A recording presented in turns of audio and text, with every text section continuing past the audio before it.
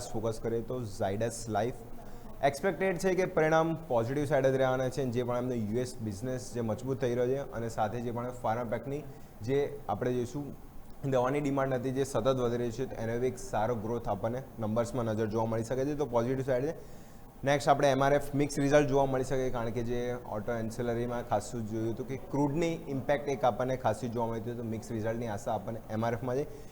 સિમન્સ અહીંયા જોઈશું, કારણ કે જે એન્ડ્રીન જે એની આપણે કહ્યું પેટા કંપનીથી નંબર્સ પોઝિટિવ આવ્યા હતા, અને સિમન્સમાં બી જો જે પણ ઓર્ડર બુક ઇન્ફ્રારેટેડ જેની વધી રહી છે, તો રેવન્યુ ગ્રોથ અને એના માટે અહીંયાથી પોઝિટિવ માનવામાં આવ્યું છે. તો સિમન્સ લિમિટેડ અહીંયા બી જો તો સારા પરિણામને આશા છે.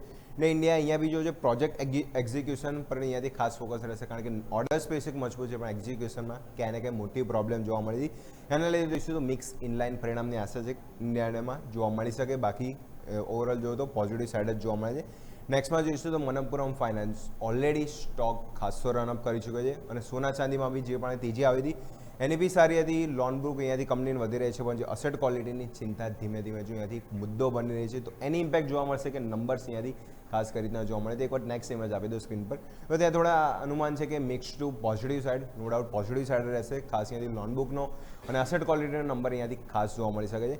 પીઆઈ ઇન્ડસ્ટ્રી અહીંયા જો સતત સ્ટોકમાં તો વીકનેસ જોવા મળી હતી. પરિણામમાં બી જો લાસ્ટ ક્વાર્ટર આપણે કમ્પેર કરીએ તો થોડા મિક્સ નેગેટિવ જ પરિણામ જોવા મળે છે. હવે ગ્લોબલ ક્રોપ પ્રોટેક્શનની ડિમાન્ડ ધીમે ધીમે નબળી પડી રહી છે, તો સીધી ઇમ્પેક્ટ છે કે એમના માર્જિન અને નફા પરથી જોવા મળી હતી. એના લીધે પીઆઈ ઇન્ડસ્ટ્રી બી છે કે થોડા મિક્સ ઇનલાઇન પરિણામ અહીંયા જોવા મળે છે. બલરામપુર ચીની એથેલોનની ડિમાન્ડ વધી રહી છે, તો ચીની સ્ટોક છે એ ખાસા ફોકસમાં હતા. બલરામપુર ચીની ઓલરેડી સારા મૂવ છે, અને એથેલોન બિઝનેસનો અહીંયાથી જે પણ ડિમાન્ડ વધી રહી છે, તો એનો સપોર્ટ બી અહીંયાથી સારો મળશે. જે પણ એનું પ્રોડક્શન કેપેસિટી બી હવે સ્ટોક વધારી રહ્યો છે, તો એનું બી સારું ફોકસ છે કે અહીંયાથી પરિણામ પોઝિટિવ સાઈડ જ રહેવાની આશા છે.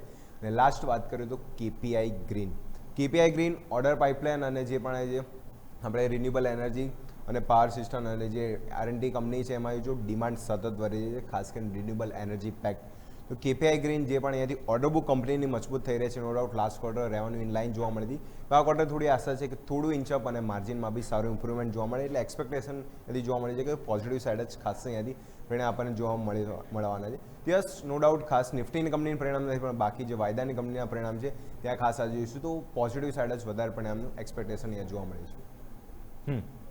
ઓકે, તો આ તમામ સંકેતો છે કે જેને ધ્યાન પર રાખીશું. આભાર અજય આપનો અમારા સાથે જોડાવા માટે અને આ તમામ ડિટેલ્સ માટે.